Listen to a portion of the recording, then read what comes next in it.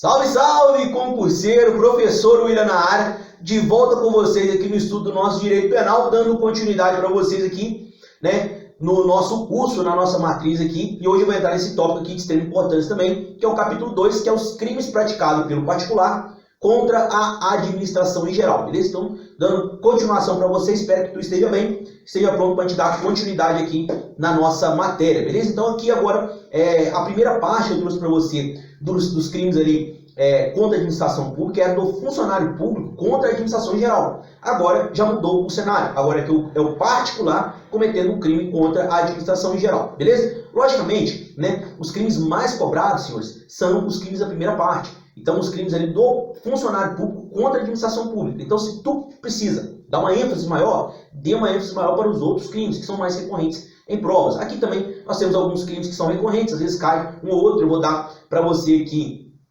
aqueles que realmente têm maior relevância em prova, outros aqui nem tanto, quase nem aparece, muito difícil, muito raro de se ver em prova. A gente vai passar por eles como um jato. Aí depois tu lê em casa, dá uma lidinha, é bem simples, é bem tranquilo, não tem muito mistério. Então, aqueles que eu dei ênfase, principalmente naqueles dos crimes contra a administração pública, do funcionário público contra a administração pública, esse sim, eu quero que você dê uma ênfase maior, que eles têm uma relevância maior para a prova. Beleza? Então vamos lá, então começando aqui com o primeiro deles, que é a usurpação de função pública. Usurpação de função pública. Quer dizer, usurpar o exercício de função pública, tá? Então aqui, senhores, vamos lá, vamos pensar a situação aqui, para você entender o que seria esse crime de usurpação de função pública.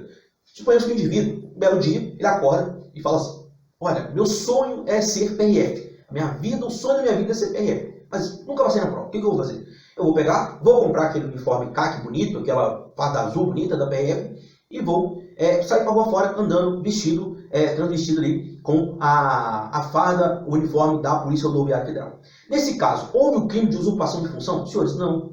Tá? Então, muito cuidado quando vier uma situação hipotética na sua prova, que ele trazer essa situação. A partir do que o indivíduo coloca ali a farda PRF, o uniforme, e vai para a rua, nesse caso específico, ele acabou de cometer uma contravenção penal, mas não um crime de usurpação de função. Agora vamos mudar a situação e incrementar a situação.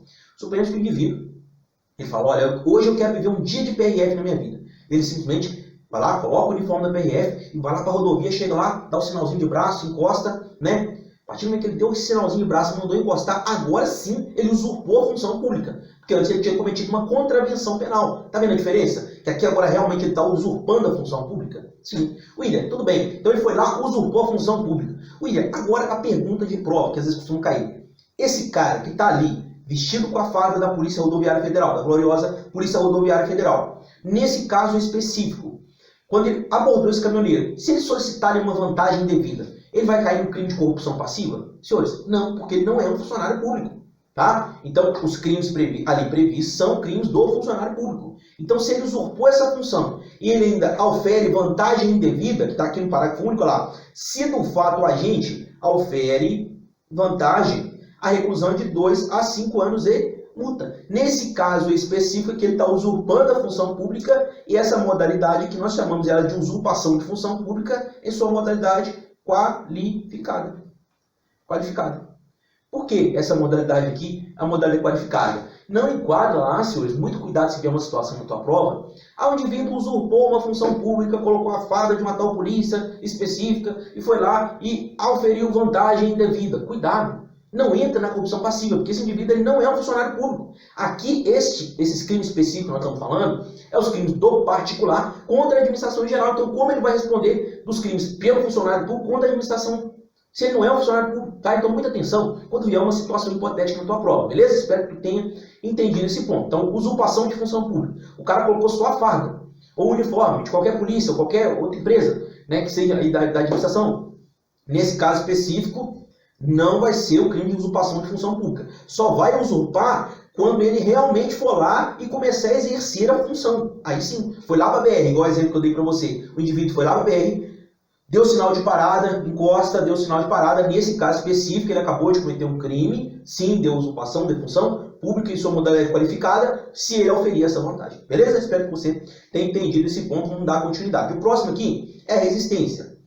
Pessoal, vamos lá. O crime de resistência às vezes vem em prova, às vezes cai em prova. Tá? O que você vai entender? Vamos lá. Opor-se à execução de ato legal. Esse ato precisa ser um ato legal, logicamente. mediante violência ou grave ameaça. Ele traz no escopo a violência ou a grave ameaça a funcionário competente para executá-lo ou quem lhe tenha prestado auxílio. Detenção de 2 meses a 2 anos. O que eu quero que você entenda aqui? A resistência, a gente vai ter alguns crimes aqui que eu quero que você entenda sobre eles, e a diferença entre eles, que é o principal que você precisa entender, que é o que cai em prova. A diferença entre resistência, desacato e desobediência. A resistência, senhores, ela vai ter no escopo a violência ou a grave ameaça. Tá? O indivíduo está resistindo, ele está opondo a execução de um ato legal mediante violência ou grave ameaça. Tá? Exemplo para ficar mais claro, para a gente ilustrar aqui a nossa conversa. Suponhamos que o oficial de justiça ele chega para cumprir o mandado de busca e apreensão na casa do indivíduo. Ele chega lá, mandado legal, tudo certinho, né? Um mandado de busca na casa, um mandado de busca e apreensão, e ele simplesmente, na hora que ele chega, o indivíduo vira para ele e fala assim: tu não passa dessa linha aqui não, se tu passar dessa linha, vou te comer de porrada. Tem violência? Tem. Tem grave ameaça? Tem. Se ele passou da linha e o cara foi lá e comeu de porrada, ele vai responder pela resistência. Tá? Por que nesse caso específico ele responde pela resistência? Porque ele ameaçou. Se tu passar dessa linha aqui, eu vou soltar os cachorros em você e vou te meter a porrada. Nesse caso, ele acabou de cometer um crime de resistência. Tá? Então, a resistência ela tem no seu escopo a violência ou a grave ameaça. Tá? Então, ele vem lá. Se o ato, em razão da resistência, não se executa, né? Em razão dessa resistência desse indivíduo, o ato não se executa, a reclusão é de 1 a 3 anos. As penas desse artigo são aplicáveis sem prejuízo de quê? Das correspondentes à violência. Então, se dessa violência ele gerou, por exemplo, uma lesão gravíssima, uma lesão grave nesse oficial de justiça, o que vai acontecer? Ele vai responder pelo crime de resistência mais a violência em concurso de crimes com a violência que ele praticou, né? Que seria qualquer, por exemplo, uma violência grave, uma violência gravíssima, tá? Uma lesão grave, uma lesão gravíssima, beleza? Então, a resistência opôs-se à execução de ato legal, esse ato precisa ser legal, mediante violência ou grave ameaça, mediante violência ou ameaça ao funcionário competente para executar a quem esteja prestando auxílio, beleza? E a resistência, se o ato não se executa, a reclusão é de 1 a 3 anos e as penas desse artigo são aplicadas de forma acumulada, né? Então, vai ser aplicado o crime de resistência mais a violência correspondente ao ato que ele fizer, beleza? Tranquilo, então vamos lá para o próximo, é desobediência. Senhores, um ponto aqui sobre a desobediência que eu quero que você entenda. Falando na tua prova de resistência passiva, não é resistência, vai ser desobediência o crime. Eu já vou colocar isso para você aqui, ó. Desobediência, vou colocar aqui, ó. Falou de resistência passiva, resistência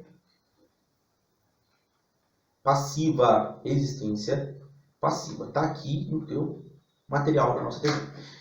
Falou de resistência passiva, tu já vai ligar a desobediência. Por quê? A pessoa lê o nome resistência passiva, ele dá uma situação hipotética para você, e nessa situação hipotética ele fala: o indivíduo que teve uma resistência passiva em tal. Então, nesse caso, é correto afirmar que ele vai responder pelo crime de resistência, tá certo? Não, errado, está errado. Por quê? Porque ele vai responder pelo crime de desobediência. O que seria a resistência passiva? Vamos mudar a situação agora? Que esse mesmo oficial de justiça chegando na casa desse indivíduo para cumprir o mandado de busca e apreensão. Na primeira situação, o que o cara falou com ele? Não passa dessa linha. Passou dessa linha aqui, eu vou te meter a porrada. Nesse caso, ele está tendo uma resistência ativa. Ele está ali mediante uma violência ou ameaça, ele está agredindo aquele indivíduo de alguma forma. Não é isso? Ok. Essa é a resistência. Agora, a desobediência é diferente. Ele chegou lá, a desobediência tem no seu escopo o que nós chamamos de resistência passiva, ou desobedecer a ordem legal de funcionário público. Então aqui você desobedece, tá? Logicamente de forma dolosa, você desobedece, né? Então a resistência passiva seria, por exemplo, você chegou lá na casa, oficial de justiça, para cumprir esse mandado de busca e apreensão. Tu tem que levar o indivíduo, levar a polícia militar, chegou lá, vai prender o indivíduo, vamos pensar nessa situação. O indivíduo chega lá, não, você vai me prender, pelo amor de Deus, não me prende, pelo amor, abraça o poste, fica gritando, socorro, pelo amor de Deus, não faz isso comigo não. O que ele está fazendo? Nesse caso ele está se opondo, mas não ativamente, ele não está indo para cima da equipe, ele não está batendo na equipe. Ele está se opondo, sim, mas de uma forma passiva. Então nós chamamos isso de resistência passiva. E a resistência passiva não responde por resistência, responde por desobediência. Tá? Então a resistência ativa, lá atrás que nós vimos, o crime de resistência tem no seu escopo a violência ou a ameaça. Aqui na desobediência não. Aqui na desobediência tu vai ter a resistência passiva. É o indivíduo falando que não quer ir, ele se agarra lá no poste, fala que não quer ir. Ele está se opondo, sim, mas ele está agredindo a equipe? Não, ele não está agredindo a equipe. Então aqui ele vai responder por qual crime? Crime de desobediência. Beleza? Então resistência passiva, na tua prova já liga ao crime de desobediência. tranquilo? A detenção é de 15 dias a 6 meses, né? Então a pena basicamente pequena, né? Uma infração aí de menor potencial ofensivo, tá? O próximo aqui é o desacato. Senhores, o desacato, lembre do desacato aqui como menosprezo, ó, menosprezo, tá? Aqui é menosprezar, menosprezo, tá? Quando você menospreza o agente público. Olha lá, desacatar funcionário público no exercício da função ou em razão dela. Suponhamos que nessa mesma situação, o indivíduo foi lá, resistiu-se lá na primeira hipótese da resistência, resistiu a toda a situação, brigou, deu porrada, mesmo assim a polícia chegou junto com o oficial de justiça e conseguiu prender e levar ele. Na hora que ele está chegando na delegacia já algemado, ele olha para casa do policial, teu filho da puta, teu arrombado, vai se fuder, seu merda, seu guardinha de merda, e pá, costa na cara dele. Opa, agora tem um desacato, porque teve um menosprezo ao quê? A função daquele indivíduo, tá? Então o desacato nada mais é que você menosprezar. Lembre, o desacato como menosprezo, beleza? Então, desacatar funcionário público no exercício da função ou em razão dela, tá? É possível, William, é possível um desacato com o indivíduo fora da função? Sim, aqui ó, em razão, na função, isso no exercício da função ou em razão dela. Então é possível tu desacatar, por exemplo, um policial fora de serviço? Sim, é possível. Tu chega lá, por exemplo, num policial, sei lá, policial penal, por exemplo, fala, tu é um bosta, tu é um merda, eu não gosto de agente penitenciário, não gosto de policial penal, vocês são tudo bosta, são tudo merda, vão tudo se fuder. Então, para quem que ele fez isso, ele fala, tudo babado de preso, seus safados, seus vagabundos. O cara tá de folga, sim, mas cometeu desacato? Cometeu, podia ser preso em flagrante, tá? Por quê? Porque nesse caso específico ele acabou de cometer um crime de desacato. Então o desacato não é só no exercício da função. É no exercício da função ou em razão dela. Entendeu a diferença agora? Entre desobediência, desacato e resistência? Resistência, violência, ameaça. Resistência ativa. Lembre disso. Desobediência, você desobedece a ordem de um funcionário público, tá? Isso é desobediência.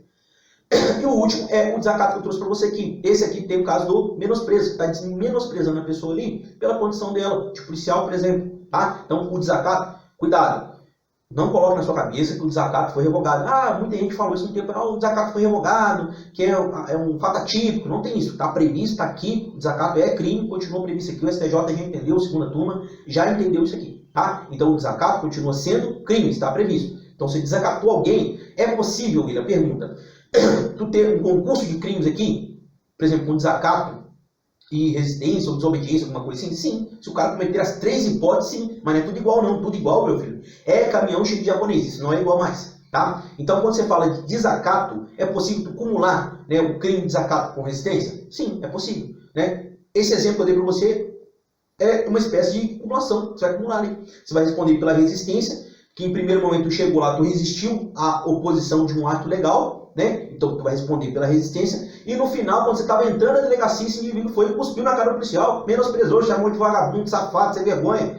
Nesse caso específico, ele vai responder pela resistência naquele primeiro momento, em concurso de crimes com o desacato, porque ele menosprezou ainda no final. Beleza? Então, tranquilo? É possível haver concurso aqui? Sim, é possível. Beleza? Espero que você tenha entendido a situação. Então, senhores, o próximo crime que a gente vai ver aqui é o tráfico de influência. Tráfico de influência. Tá? O que ele vem aqui falando pra gente no CAT? Aqui nós teremos as condutas. Beleza? Que é solicitar, exigir, cobrar, obter para si ou para outrem vantagem, né? Vantagem ou promessa de vantagem a pretexto de influir em ato praticado por funcionário público no exercício da função. Vou trazer para você aqui uma tela em branco para você entender como funciona de uma vez por todas aqui o tráfico de influência. Então, tu vai colocar aqui assim, ó, tu vai colocar de um lado a vítima. Então, tu vai ter de um lado aqui a vítima. No meio aqui tu vai ter o criminoso, que é o influenciador. Vou colocar aqui o criminoso, ó, criminoso. Tu vai ter o criminoso, que é o influenciador, tá? Que vai estar cometendo um crime de tráfico de influência. E do outro lado tu vai ter quem? O agente público. Aqui tu vai ter o funcionário público, beleza? Do outro lado tu vai ter o funcionário público. Como que funciona esse tráfico de influência? Né? Então, o tráfico de influência ele funciona da seguinte forma. Suponhamos que você precise de um... Tu está conversando com o seu amigo aqui, o criminoso. Está aqui o criminoso, ó, ele aqui, ó. Está aqui o criminoso. E o criminoso está conversando com um amigo que está precisando de um serviço na administração pública. Tá? E aqui está o nosso amigo agente público, tá? Então, o criminoso, ele está conversando com um amigo, né, que é a vítima, vai ser a nossa vítima aqui, e ele simplesmente fala, a vítima está falando com ele, eu estou precisando de resolver um problema. Lá na administração, cara, eu precisava de uma celeridade num processo, ou num problema que está acontecendo comigo, ou no setor administrativo, seja como que for ali dentro da administração pública, né? E o nosso amigo criminoso diz e fala, porra, tá falando com o cara certo, eu aqui, pô, sou eu mesmo, tá? Então eu vou resolver o seu problema, eu vou resolver o seu problema. Por quê? Porque, olha, tu não trabalha lá dentro, como é que você vai resolver um problema? Você não trabalha, mas eu conheço o cara que trabalha, né? Então eu tenho influência lá dentro, eu conheço o cara que trabalha, eu vou falar no pezinho no ouvido dele, ele vai resolver o problema para você. Porém é o seguinte, ó, eu quero um milão para você resolver para mim. Você tem que mandar milão aí, porque senão você sabe que as coisas tem que resolver e tal, eu quero milão, né? Então nesse caso aqui, quem vai ser o nosso influenciador? Que vai estar cometendo um crime de tráfico de influência? É esse indivíduo do meio que eu trouxe para você, que é o criminoso. Então aqui, nesse caso específico, o funcionário público, ele não sabe de nada, tá? Ele não sabe, pessoal.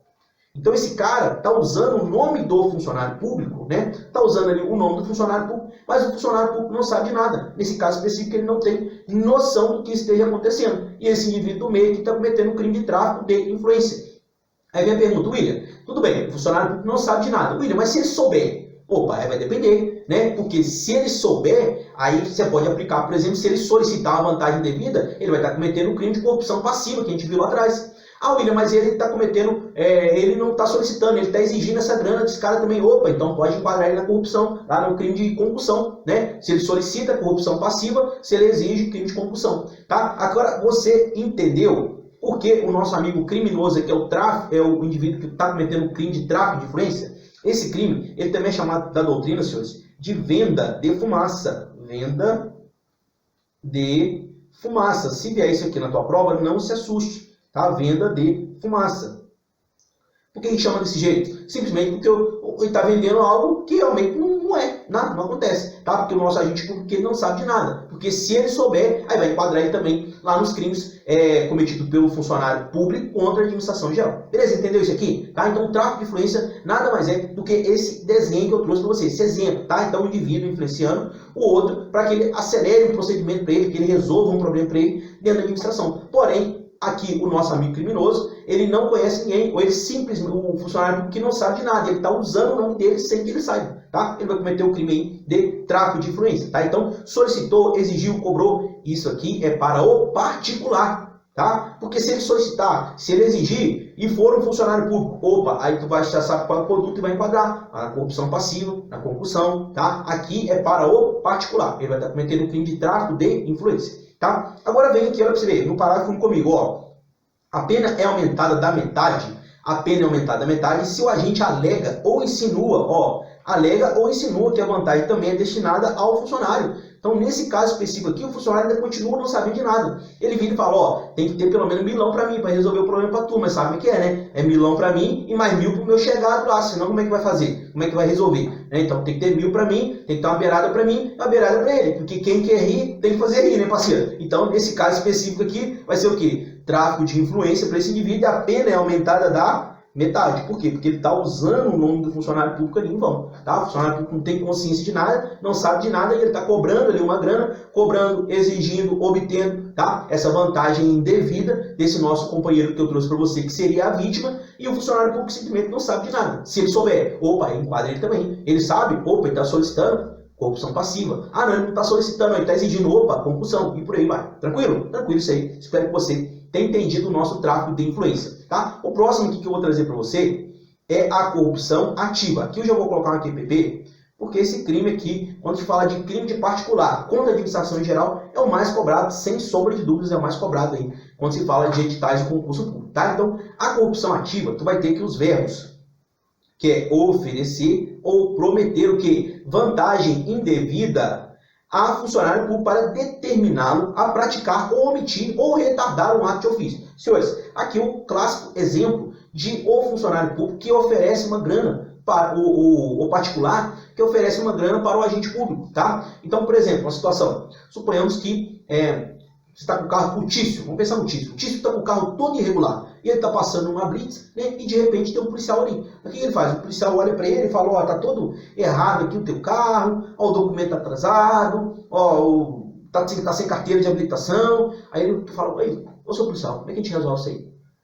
Será que um 100zinho o senhor resolve isso para mim? Não. Ele acabou de oferecer para ele uma vantagem indevida. Acabou de cometer um crime de concussão, tá? De corrupção ativa, desculpa, corrupção ativa. Ele ofereceu essa grana aí para o funcionário público. A partir do que ele ofereceu essa grana, o crime está consumado. Por quê? A gente fala que a corrupção ativa, ele é um crime formal, pessoal. Formal. O que seria um crime formal? Ele independe de resultado. Então, no momento consumativo, atenção nisso aqui, as bancas gostam de cobrar. O momento consumativo desse crime é quando ele oferece, quando ele promete a vantagem para o agente público. William, mas se o agente público aceitar, opa, então um está na corrupção ativa e o outro está o quê? Na corrupção passiva, beleza? Então, o particular na corrupção ativa, se o agente público aceitou essa grana que ele ofereceu, ele vai cair ali na corrupção passiva, beleza? Então, esse crime é um crime formal. O momento consumativo deles, senhores, é no momento da conduta de oferecer ou prometer essa vantagem. Então, muitas das bancas gostam de cobrar que o crime é tentado caso o policial não aceite errado. A partir do momento que o indivíduo ele ofereceu essa vantagem devida, o crime está consumado, porque o crime é formal. O momento consumativo do crime é com o oferecimento dessa vantagem devida ou a promessa dessa vantagem devida, dessa grana, né? Ou trago para você amanhã, tá vendo? É uma promessa. Eu trago dinheiro para você amanhã, é uma promessa. Ou se não, toma aqui, vou te oferecer R$100 aqui para você me liberar da multa, né, da infração de trânsito nesse caso. Então, nesse caso específico, é um crime formal, não exige resultado. Ah, mas se o resultado acontecer, mero exaurimento do crime, mero exaurimento, beleza? Mas o crime ele é formal. Outro ponto importante sobre a corrupção ativa. Eu já falei isso para você quando a gente conversou lá sobre o crime de corrupção ativa e passiva. O crime de corrupção ativa, ele é totalmente compatível com crime de corrupção passiva, mas ele é incompatível com crime de concussão. Isso, as bancas adoram cobrar isso. Por quê? A partir do momento que o indivíduo solicita uma vantagem devida, esse ele está cometendo um crime de corrupção passiva. Se o indivíduo ele oferece uma vantagem devida para ele está no crime de corrupção ativa, tá? Então nós temos esses dois crimes como compatíveis. Agora, se o funcionário público ele exige uma vantagem devida, ele está exigindo essa vantagem devida, nesse caso específico, o crime de corrupção ativa não bate com o crime de concussão. Por quê? Porque simplesmente ele está exigindo. Porque o dar, senhores, você está vendo o dar aqui na conduta? Não. O dar é fato atípico. Então, vamos pensar um exemplo mais claro para você entender. O agente público exigiu a vantagem devida. O particular foi e deu essa grana. Se ele deu essa grana, tem crime para ele? Não, porque o fato é atípico. Tá? Se ele dar, é fato atípico. O que vai configurar o crime para ele de corrupção ativa é quando ele oferecer ou prometer. Quando ele oferece ou promete, ele está nesse crime. Mas se ele deu, se vier uma historinha para você falando que o particular deu o dinheiro que o policial solicitou. Senhores, se ele deu o dinheiro que o policial solicitou, para ele não tem crime. O fato dele é atípico, porque não tem a conduta dar aqui no caput 333. Tá? Então, cuidado com isso na sua prova. Cuidado com isso. Né? O crime de corrupção passiva ele é compatível com o crime de corrupção ativa, mas ele é incompatível com o crime de concussão. Tá?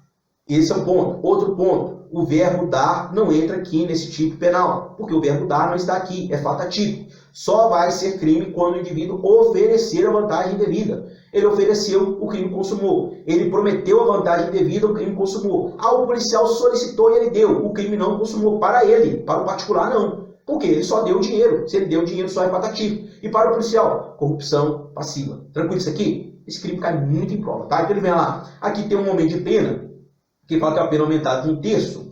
Se em razão da vantagem ou promessa, o funcionário retarda ou omite ato de ofício ou pratica infringindo o dever funcional. Esse aumento de pena de 1/3 aí para o crime de corrupção atípico. O próximo aqui que nós temos é o descaminho. Senhores, o descaminho vem no 334 e diz: iludir no todo ou em parte o pagamento de quê? Direito ou imposto devido. Imposto devido pela entrada ou pela saída de consumo de mercadoria. Senhores, quando a gente fala do crime de descaminho, eu quero que você guarde uma coisa. O crime de descaminho, ele é um crime contra a administração pública. Sim, é um crime contra a administração pública. Mas é um crime do particular contra a administração em geral. Um crime do particular contra a administração em geral. Aqui, senhores, cabe a aplicação do chamado princípio da insignificância. Eu sei que tu está pensando aí. William, mas espera aí. Cabe a aplicação do princípio da insignificância no crime de descaminho? Sim, senhores, é cabível. Mas você falou que os crimes contra a administração pública não cabem. Senhores, essa é a regra. Se vier seco na tua prova, é correto afirmar que não cabe a aplicação do princípio da insignificância no crime de descaminho. nos crimes contra a administração pública. Então, vai marcar que está certo, porque realmente não cabe a aplicação do princípio da insignificância nos crimes contra a administração pública. Essa é a regra. Seja bem-vindo ao direito, onde tu tem a regra, tem 1 milhão de exceção, tá? Então, essa é a regra. Mas o crime de descaminho é uma exceção. Por quê? Aqui, os tribunais superiores, tanto STF quanto o STJ, já afirmaram que o quê? É cabível a aplicação do princípio da insignificância se for no crime de descaminho. E esse valor, tributo, esse dinheiro, desse imposto devido, não passar, dessa mercadoria, não passar de 20 mil reais. Não passou de 20 mil reais, é aplicado o princípio da insignificância no crime de descaminho. Tranquilo? Então, regra. Cabe a aplicação do princípio da insignificância nos crimes contra a administração pública? A regra é que não cabe. Mas se falar na tua prova do descaminho, tu vai falar que o quê? É possível a aplicação do princípio da insignificância no crime de descaminho? Tu vai falar que sim, desde que esse valor dessa mercadoria, esse valor desse tributo, não passe de 20 mil reais. E alinhou-se o pensamento agora STF com STJ. Tá? Tranquilo isso aqui? Tranquilo isso aqui. Ele vem então a reclusão, que é de 1 a 4 anos, ele vem trazendo aqui que na mesma pena incorre quem? Pratica navegação de cabotagem fora dos casos permitidos em lei e pratica o fato assimilado em lei especial a descaminho e vende, expõe à venda, mantém em depósito ou de qualquer outra forma, utiliza em proveito próprio a lei no exercício da atividade comercial e industrial mercadoria de procedência o quê? Estrangeira, senhores, que introduz clandestinamente no país ou importou fraudulentamente, tá? O que o indivíduo ele quer de alguma forma, o quê? Ele quer de alguma forma iludir em todo ou em parte ali a administração. Por quê? Porque simplesmente ele está isentando de pagar alguns tributos. Por exemplo, um indivíduo que vai lá no Paraguai e busca lá algumas mercadorias permitidas e traz para dentro do país e não paga os impostos devidos de IPS, ICMS, tá? Então ele está cometendo um crime de descaminho, beleza? Olha lá, ou que sabe ser produto de introdução clandestina no território nacional, ou importação fraudulenta, ó, as palavrinhas, ó, por parte de outra, palavrinhas chaves para você matar em algumas questões de prova. Ele vem, ó, adquire, recebe, oculta em proveito próprio alheio, no exercício de atividade comercial ou industrial, mercadoria de procedência o quê? Estrangeira, desacompanhada de documentação legal ou acompanhada de documentos que sabem ser falsos. Beleza? Equipara-se atividades comerciais para efeitos desse artigo qualquer forma de comércio irregular ou clandestino de mercadorias estrangeiras, né? Inclusive o exercido em residências, tá? A pena aplica-se em dobro se o crime de descaminho é praticado em transporte aéreo, marítimo ou fluvial. Então aqui aplica-se a pena em dobro. Cuidado com isso aí. Falou de aumento de pena, falou de dobro da pena, triplo da pena, 1/3, 2/3, sabe que tem que redobrar a atenção, porque é possível de cair na sua prova, tá? Então, aplica-se a pena em dobro no descaminho, se é praticado em transporte aéreo, marítimo ou fluvial, beleza? O próximo aqui é o contrabando. Senhores, aqui eu já lhe adianto. O contrabando, que é o contrabando? É você importar ou exportar mercadoria proibida no país, tá? Então, William, me dê exemplo de mercadoria proibida. Cigarro, por exemplo. Né? Por quê? Porque tem um certo controle. Ah, mas o cigarro é permitido no país, William. Sim, mas ele é controlado. É um produto controlado. Né? Armas, por exemplo, de brinquedo. Se você importar arma de brinquedo. Ah, William, mas pode? Pode, mas é controlado, por exemplo, lá pelo comando do Exército. Então, quando a gente fala de contrabando, aqui não cabe a aplicação do princípio da insignificância, pessoal. Cuidado com isso. A aplicação do princípio da insignificância é cabível lá no descaminho, mas é incabível no contrabando, tá? Então, no contrabando não cabe a aplicação do princípio da insignificância. Por quê? Lá é entrada, importação, exportação de mercadoria permitida. Aqui a importação, exportação é de mercadoria proibida, é diferente, beleza? Então aqui não cabe a aplicação do princípio da insignificância. Essa aplicação do princípio da insignificância vai caber onde? Lá no descaminho, beleza? E aqui ele fala de importar e exportar mercadoria proibida. E aqui eu quero trazer alguns pontos para você que são importantes.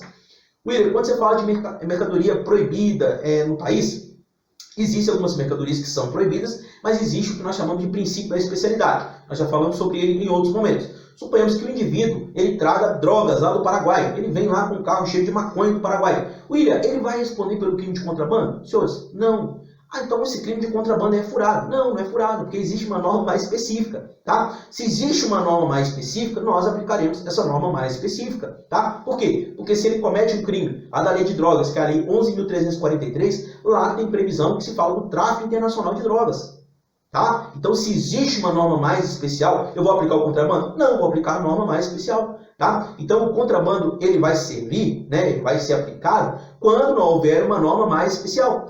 Isso, por exemplo, tráfico internacional de drogas, aplica-se aqui no contrabando? Não, mas está importando mercadoria proibida. Sim, filho, mas existe uma lei mais especial. Então, aplica-se a lei mais especial, que lá é a lei de drogas. O mesmo exemplo vai acontecer quando você fala, por exemplo, de armas de fogo. Né? O William está exportando arma de fogo, está importando arma de fogo. É crime de contrabando? Não, porque existe uma lei mais específica, que é o Estatuto do Desarmamento, Lei 10.826. Né? O Estatuto do Desarmamento vai estar previsto lá isso. Tá? Então, é o tráfico internacional de armas, beleza? Então, o contrabando ele vai aplicar, né, exemplo aí de mercadoria proibida que é controlada no país. Trouxe para você aqui o cigarro, né, que é controlado, que vai ser contrabando quando o indivíduo trouxer o cigarro, por exemplo, de fora para dentro, ou daqui para fora, né, exportar ou importar esse cigarro, né? Armas aqui também, ó, mas armas de brinquedo, arma de brinquedo. Isso aqui são os exemplos mais recorrentes em prova, tá? Arma de brinquedo. Por que arma de brinquedo, William? Porque tem um controle, porque é um produto controlado pelo comando do exército, tá? Então, se esse produto ele é controlado, tá? Se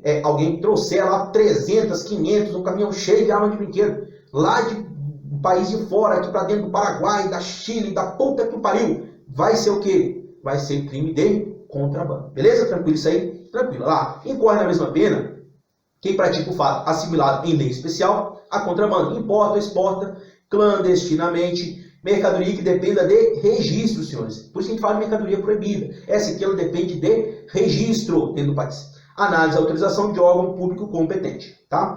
Reinsere em território nacional mercadoria brasileira destinada à exportação. Vende, expõe à venda, mantém em depósito ou de qualquer outra forma em proveito próprio ou alheio, reside atividade comercial e industrial, mercadoria proibida pela lei brasileira. Proibida, essa mercadoria é proibida pela lei brasileira.